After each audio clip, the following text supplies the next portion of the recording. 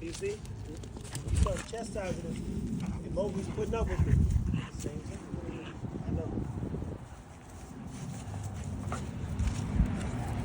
That's all Boogie want to do is bully. So I'm going to tell you this. Look at him biting his eye and carrying on.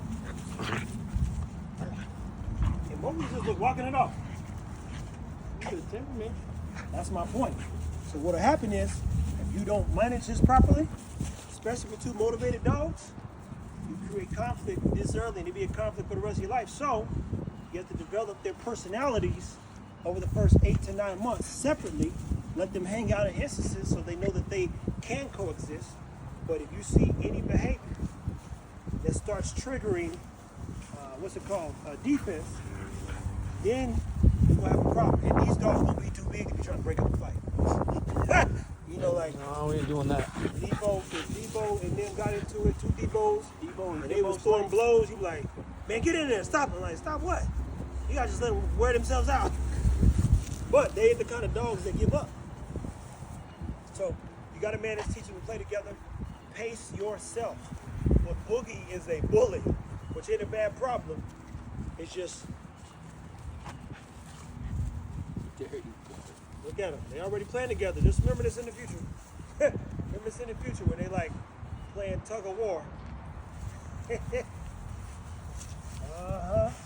Work. There we go.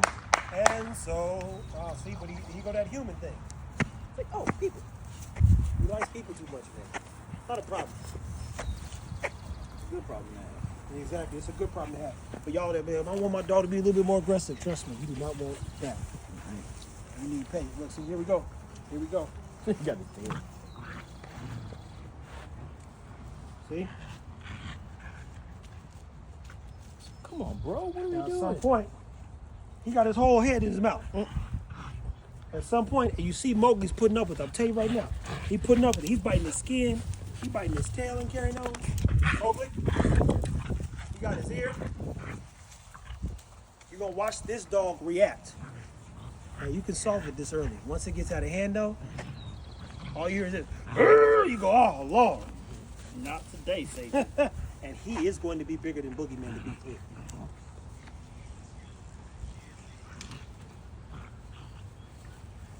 Look at that, man. And he's just playing on people, to be clear.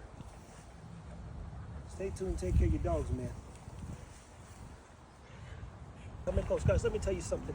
I get a lot of behavior questions. Why? I don't know. I don't train dogs, and I'm not a behaviorist. What I will tell you is I know dog behavior. Oh, here goes one. Somebody says, how you get a dog to quit biting you? Take your tongue in his mouth, cut it out. That being said, you have 2 dogs in your house. Guy said, I got 2 dogs that are acting crazy. I said, well, what happened at the beginning, AKA when they were young? He said, well, I just kind of let them hang out, and I let them coexist together and figure things out. You have to train them separately.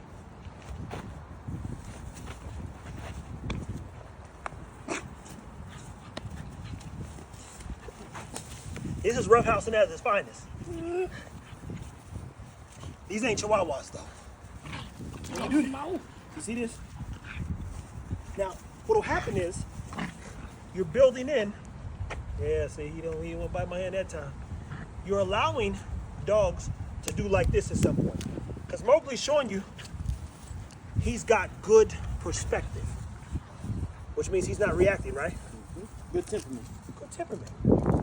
The minute he reacts, he might feel every time this dog is bothering him or he gets annoyed that he has to react. Then he becomes defensive. A defensive bite from a dog this size will hurt you and that dog. Now I gotta go see Taddy. When all I had to do was keep them separate, develop them separately, build the bond collectively, take care of their minds, remind them that I'm in control, keep having fun with them, but do not allow them to kick it in a way where they become problems for each other, because then it becomes my problem. And we cannot have that. They got to be able to ride in the car together, have fun together, play together, live together.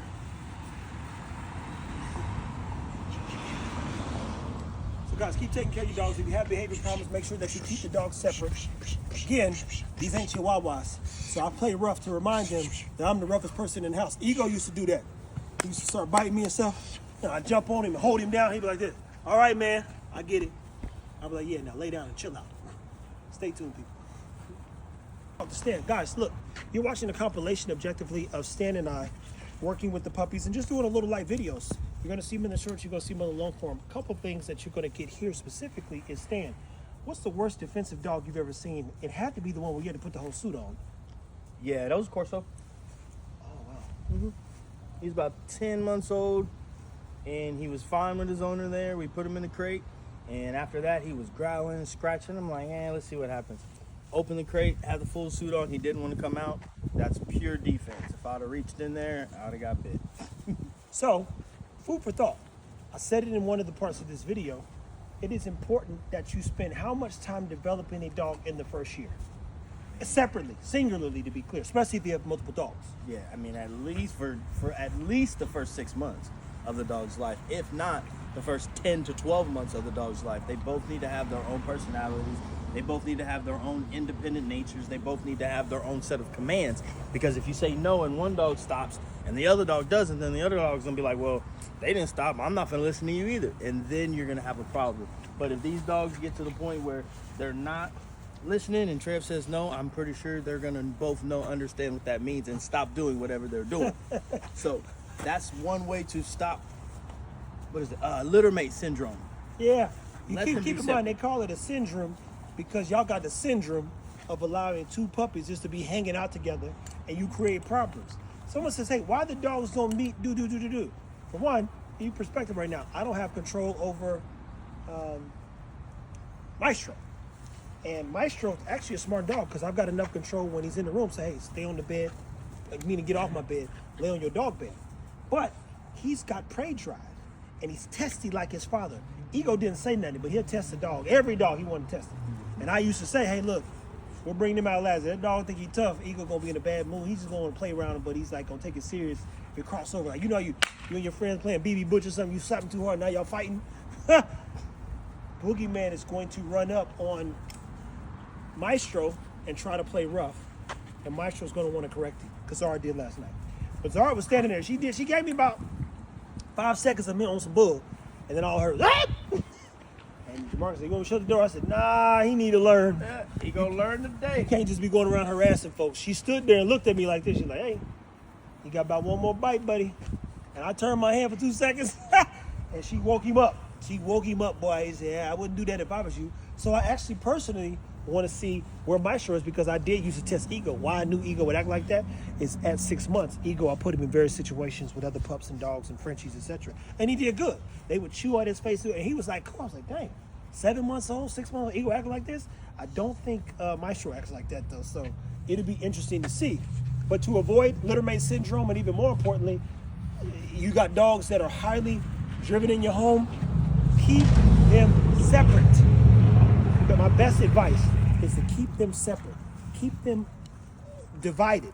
Bring them together to learn from how they're making choices and how they're going to work together and live together. But it gives you perspective on how much more work you have to do. They're puppies, so I can't do too much outside of 6 to 9 months, though. That's prime time. That's like when it's like, oh, let's get to it, man. And you're going to see showtime at the Apollo. Well, I ain't been to the Apollo, but I might go. Guys, take care of your dogs.